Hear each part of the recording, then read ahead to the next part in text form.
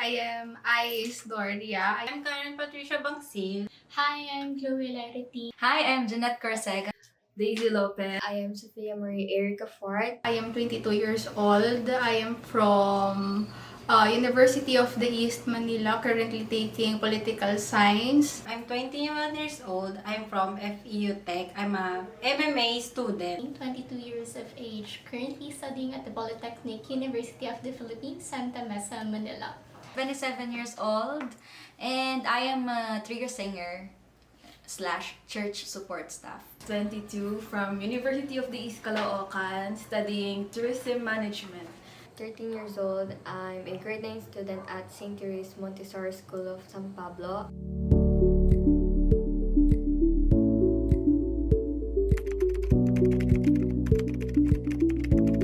Even before, hanggang ngayon, is the Eurocentric beauty. Or the Western beauty. Matatangkad, mapapayat. Meron siyang straight or makapal na po. Balanced ang body type. A lot of Filipinos prefer people with lighter skin color.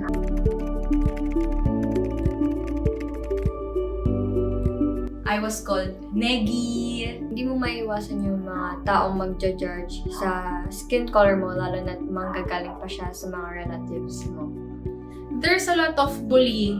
Marami kang mararanasan na bullying pag morena ka. Actually, it was hard, especially that my mom was a mestiza. Kasi lagi ako inaasar. Hindi ko alam kung bakit. Skin ko naman to. May mga taong gusto yung pagiging morena ko, pero at the same time, may mga tao na nagsasabi din na okay sana kung maputi ka.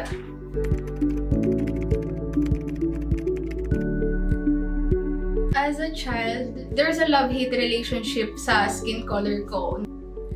I grew up always doubting myself and even my capabilities as a woman. Feeling ko, hindi ako belong. Dahil, ay, maitim ka, dun ka muna. Or kaya, huwag kang magpa-araw, mas lalo kang iitim. O sige, magpa-araw ka, wala ka nang iitim pa. As you slowly grow up, dun mo palang magigets yung mga pinagsasabi nila. Dun mo mas start yung self-hate. And start ka na, what if paputiin ko yung skin color ko to fit their standards?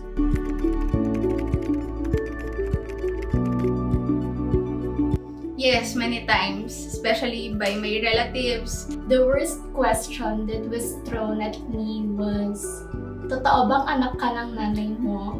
Or sure bang hindi ka napalitan sa ospital? Maraming nagsasabi nung medyo bata pa ako na okay sana yung itsura mo kung maputi ka. Maganda ka na sana kung maputi ka lang.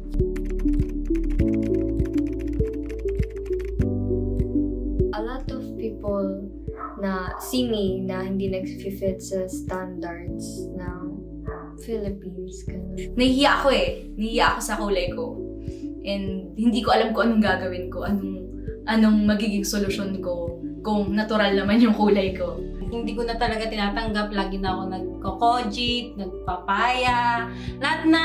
Hindi ko kailangan yung opinions nila para lang maging accepted ako as a person. Kung hindi mo gusto ang kulay ko, sino ka ba?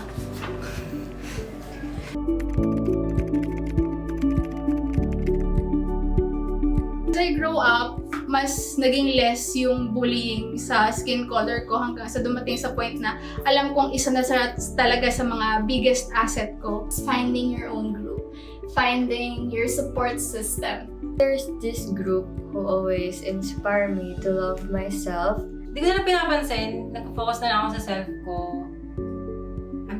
Until now.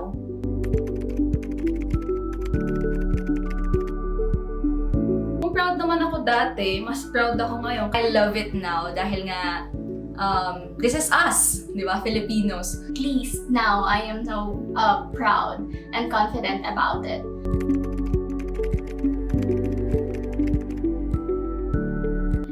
I am proud of it because as a Filipino, ganito naman talaga yung dapat na skin color natin. Yes, super proud ako sa kanya kasi nga yun, isa siya sa biggest asset ko. May mga tao na nagsasabi din sa akin na hindi ko kailangan yung mag-conform ako sa stereotypes ng isang tao para lang maging accepted ako. Iba pala yung beauty ng brown skin, ng morena skin as a Pinay. Ngayon, hindi pa rin ako kontento sa skin color ko, yung pagiging morena ko. Pero, tinatry ko i-accept or embrace.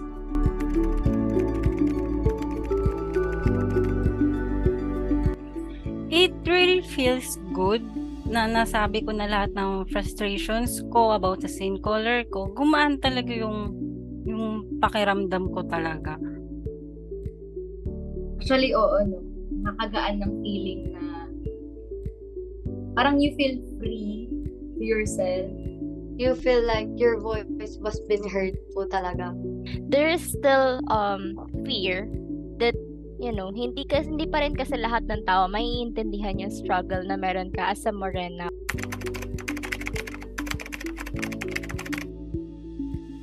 Yung thought na different ako from others. Mostly ang nag-contribute sa confidence ko ngayon is yung parents ko kasi dahil sa kanila, naging supportive sila sa skin color ko.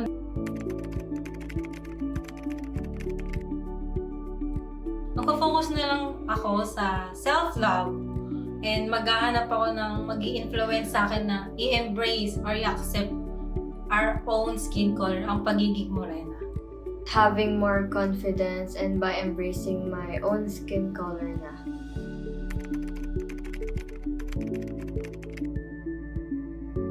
Just love your natural skin color, di ba? Like, we don't need to change para i-accept talaga tayo ng people. Everyone, tayo. Ito na yung tayo eh. Hindi na natin mababago to eh,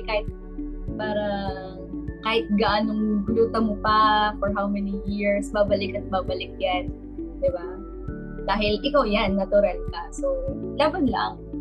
Maganda ka. Go lang. So, Mawalan ka ng pake sa sinasabi ng iba. Well, kung wala kang ginagawang mali, wala kang tinatapakang ibang tao, ba't ka magkakaroon ng pake sa kanila? Parang yun yung words to live by for someone who got bullied for their color or for their physical appearance. I agree nga po na hindi po ganun kadali yung progress sa pagmamahal mo sa sarili mo. Knowing that lagi kang nabubully, ganon. And we all know that happiness starts from within po. So, I think nagsta-start po siya sa pagmamahal natin sa sarili natin. Kasi doon natin na-feel yung pagka-free natin, doon natin na-express yung sarili natin. So, kahit gaano man katagal or kabilis yung progress mo sa pagmamahal mo sa sarili mo, I think we should really start loving ourselves po. Love yourself more, morena.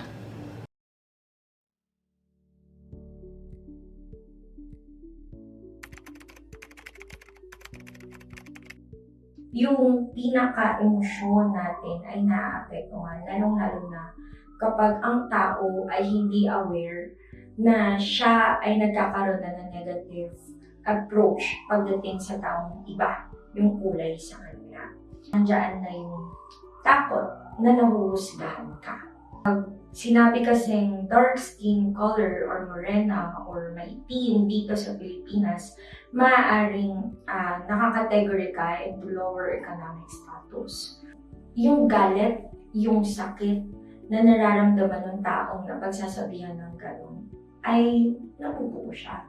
To the point that they were asking themselves na bakit ako maitim? Bakit sila hindi? Bakit ako iba sa kanila? Dahil doon sa kung anong meron ako, dahil kapuna-puna, dahil naiiba ako, ito yung mga negatibong experiences or negative experiences na nararanasan ko ngayon or nagiging subject ako ng bullying, kung tawagin, na maaaring nagiging response unintentionally ng society pagdating sa mga taong iba. Kapag sinabi nating behavioral, ito na yung response ng isang tao to a certain stimuli. Itong mga taong nagiging subject nila for bullying is nagkakaroon sila ng kakaibang reaction. Siyempre, nandiyan na rin yung pagiging defensive. Okay? Pagiging aggressive, pagiging irritable, pagiging sensitive when it comes to skin colors. Dahil ang naapektuhan lang dito is not just their emotions, but their self-esteem or the whole personality. Na kung patuloy kang nakakaranas ng panlalait or pamumuna or pangbubuli galing sa society because of your dark skin color, alam mo yun, yung confidence mo sa sarili mo, bababa siya ng bababa. So actually, hindi nga lang siya sa emotions, but hindi rin lang din siya sa behaviors, but also with the thoughts. They are not that well educated kung paano nagkaroon ng ganitong skin color ang mga Pilipino. Or hindi rin sila ganun ka-aware sa sitwasyon nila. Nai-influence din sila ng stigma na pinoproject sa kanila ng society. To the point na kahit sila sa sarili nila is already stigmatized. That kahit sila sa sarili nila, they are already judging themselves for having this kind of skin color. Negative na yung thoughts niya when it comes to having this kind of skin color. Ngayon, yun na rin yung mararamdaman niya sa sarili niya. Na negative, na ang pangit ko, na hindi dapat ako merong ganito, bakit kasi ganito, ganyan.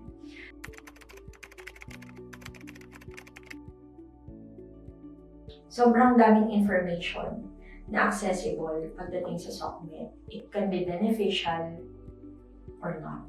Negative ang nasa isip, negative ang nararamdaman, negative din yung magiging behavior niya. Ang ma-acknowledge lang niya kapag nagpasa ka sa SOCMED is more on the negative side. It can be direct or indirect, but since a person has an issue when it comes to that, masasaktan siya. In social media, it can also be a platform para i-encourage ang isang tao na i-acknowledge kung ano yung uniqueness niya. Kapag sumadsad ang self-esteem ng isang tao, maaari siya makapag-manifest ng depressive symptoms tulad ng helplessness, hopelessness, and then the worthlessness. Nandiyan din ang anxiety na kung saan nagkakaroon na sila ng extreme worries, no? Na hindi ako maganda, na hindi nila ako tanggap kasi ganito yung kulay ko. Some people, they're having maladaptive coping mechanism. Since they were very insecure with their skin color, yung iba talagang pinipilit nila na magkaroon ng maputing balat. So dito na pumapasok yung sa skin whitening products para lang ma-achieve nila yung skin color na nire-require ng society for them to avoid the negative experience. No? Nagkakaroon sila ng extreme countermeasures para lang ma-achieve yung white skin and to avoid yung pambubuli na nare-receive nila because of their dark skin color. In psychology, meron kaming mga tinatawag na anxiety disorders. Hindi kasi mamamanage ng maayos itong mga psychological issues na ito. It might lead to that. Tulad ng OCD. Okay? Maaaring magkaroon sila ng obsession doon sa thought na itim ko kasi ang pangit-pangit ko. So with that, kailangan kong gawin itong bagay na to para pumuti ako. Kasi kung hindi ako puputi, itong thoughts ko, it will continue. We also have that disorder na tinatawag natin body dysmorphic disorder, na kung saan hindi na nila nagugustuhan kung ano yung physical appearance nila. And it's because hindi lang siya dahil sa pambubuli ng ibang tao, pero dahil sa wasak na self-esteem.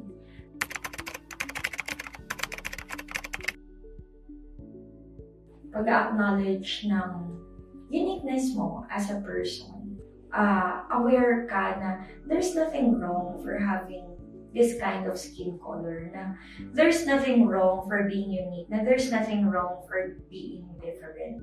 So, acknowledgement of who you are, or acceptance, no? Malaking bagay kasi yun for you to recuperate. So, kapag na-boost mo kasi yung self-esteem mo, or na-boost mo yung confidence mo, na-boost mo yung worth mo as a person, it won't be that easy na mabasag ka. Which is, ang mangyayari ay magiging accepting ka rin. pagdating sa paniniwala na meron sila.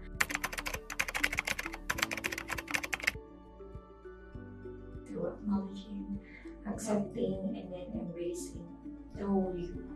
It's about embracing the wholeness of yourself. Kasi sino? Pleasing can also be a manifestation of a disorder. Pleasing can also be a manifestation that you have a lot of insecurities, that you longs for recognition, for appreciation, for acknowledgement. Well, in fact, you can give that to yourself.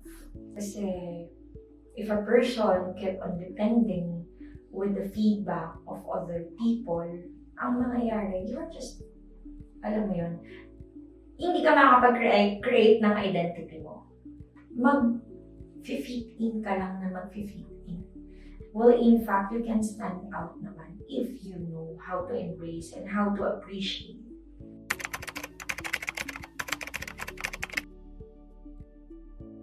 Start it within yourself. Love yourself more, Morena.